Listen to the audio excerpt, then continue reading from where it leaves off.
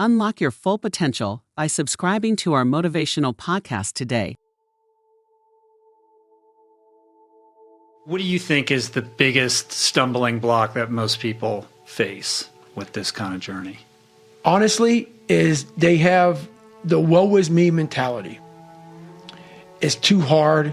Life isn't fair. These things in life are not easy for me. You look to your left and you look to your right and you start to judge yourself off other people. Like if you're a female, well, she's skinny and she doesn't work out as hard as I do. And everything starts to corrupt your mind. You start to look around too much at other people and what they're doing, and that starts to corrupt your own dialogue. We are judging ourselves against too many fucking people. You have to judge yourself against yourself. And that's the one thing I started learning, man. This isn't a race against me and Rich Roll. This is a race against David Goggins and David Goggins alone. And once you can silence all that bullshit, all the outside interference and things that are attracting your mind to everything, you can then start to grow and realizing I'm stressed out for no reason. This is my own little race. This is my own timeline. It was important for me to finally realize, stop being all these fake people I used to be, stop being afraid. There was no growth until I cut myself down to nothing, to the person I really was, the real human being. And once I found out who I really was, that's when I started growing. I was trying to build on top of a lied, fucked up foundation. You can't build a house on a fucked up foundation. So I had to get down to the actual mineral soil of who I was, and that's when you can start real growth. And what is the role that suffering plays in that, or the willingness to suffer? It starts to peel all those layers away, all those artificial layers away. If you're willing to suffer and go back in the grind, that internal dialogue you have with yourself when you're in misery and you're uncomfortable, it's a real, scary, unfiltered, no lying dialogue between you and yourself.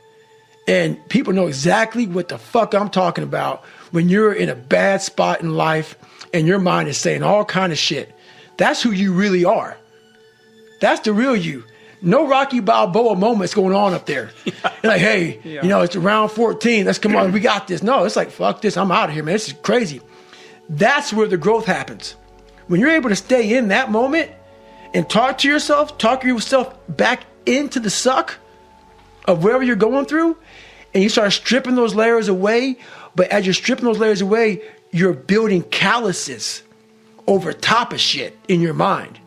That's where the growth starts to happen, is when you have to force yourself to stay in it. You can't leave it. I don't think enough about people that have wronged me, or situations that have wronged me. Because once you've come to a place where you are really happy with who you are in life, no one fucks with you anymore. Even though they're fucking with you, it doesn't fuck with you. It doesn't fuck with you. You know, like all these, I used to be so hurt by everything in the military, and if someone did something or said something, like, man, I have overcome so much shit. There's not, I'm just in a really good headspace right now. My headspace, I own it. A lot of people own other people's headspace. I own my own shit now. What do you mean own other? Like they're just all caught up in what other people think about them and running all these narratives in their mind. That's right. About... They're more caught up in what other people think about them than how you feel about your own personal self. So a lot of people have their brain and their mind on rent to a whole bunch of motherfuckers in the world. I am paying rent on my own shit. I finally put a down payment on it, and I'm making payments every daggone day on my own fucking brain. So you don't fucking control that shit anymore, man. I got it. So walk me through a day in the life. What's it look like right now? Well, I mean, it's got to be crazy. Every morning I get up, I still get my run in every morning. How do you structure the training? The training is basically structured off of my schedule. So look at my schedule, and I say, okay, Jennifer, what do we have today? We have this at 7 o'clock in the morning. Roger that. That means I got to be up by 4 o'clock in the morning to run. That's how it works. That's how all my shit works. So she lays out the schedule of events. 2 hours. You just said it 2 hours earlier or whatever. She says it could take an hour to get to Rich Rolls. Let's say we were at 7 o'clock today in the morning. Takes an hour to get to Rich Rolls with no traffic. Okay, let's block in an hour 15 for Rich Roll. Okay, we got that. The morning time, I'm gonna run 7 miles this morning. I need 52:30 for that. Roger that. Put in shit, shower, shave. Add that in. So the schedule dictates, but I have all that time. Just push it back, right? So if that means getting up at 1:30, trust me. Roger that. I've done that several times. Yeah. Several. How much sleep times. do you usually get? I like getting 7 to 8 hours of sleep. Nowadays I can do that. But there's times where the schedule says, hey man, you're getting 3 hours. And if that's the case, right. Merry Christmas. But guess what? Right now, it's easy to be happy. It's easy to smile. Those are the good times. The good times. Those times don't need to be trained. You know, I had to train myself for good times. Those times, for most people, don't need to be trained. What I'm trying to give you all is the misery of sometimes we go through in life. Those are the times we don't want to fucking talk about. We want to skip forward to peace. Let's skip all this pain and suffering and misery of real life. Let's cover it over, nice big blanket, and let's find peace.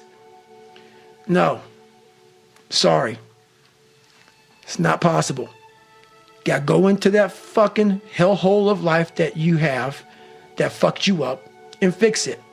And that's what I'm here to do. You got to go to war with yourself before there's peace. That's what I say in the book. That's what you say in the book. You must go to war with yourself before you find peace. So I'm trying to give you tools on how to do that. And I'm not going to sit here and smile and be happy about it.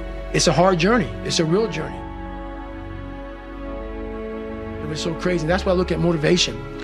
Motivation is just a spark, but those little sparks, if somebody comes by real quick with some water, that fire's down, it's out. But if you come by and that little fire, no one touches it, and that little fire, which is motivation, which is kindling, and that kindling grows off to, like they call it, 1 hour fuels, 2 hour fuels, 10 hour fuels, 10,000 hour fuels. You want that thing to boil over and catch a nice big log. It's gonna burn a long time. And that big log starts catching everything on fire. This is your soul. So motivation a lot of times can be fucking just put some water on it, puts it out. That motivation needs to turn into drive, passion, obsession to what you want to become. And once you become obsession or driven, it's a fucking inferno. So now you got to call in tons of firefighters and call in for help for here, call in for help from there. And they're not putting that shit out. Only thing that can take that thing out, it's got to burn itself out. But obsession is self-generated. You 100%. can't will another person to become obsessed. Not at all. That has to, be something that is cultivated from deep inside yourself. Deep and most people never experience what it's like to be obsessed. And I think we put a negative label. Label on obsession. Oh, hell yeah. He's obsessed. No, to me, it's a daggone, it's a compliment. It's a compliment, man, to be. And a lot of times it can fuck you up. It can ruin your life. You can be obsessed, but I'll tell you one thing.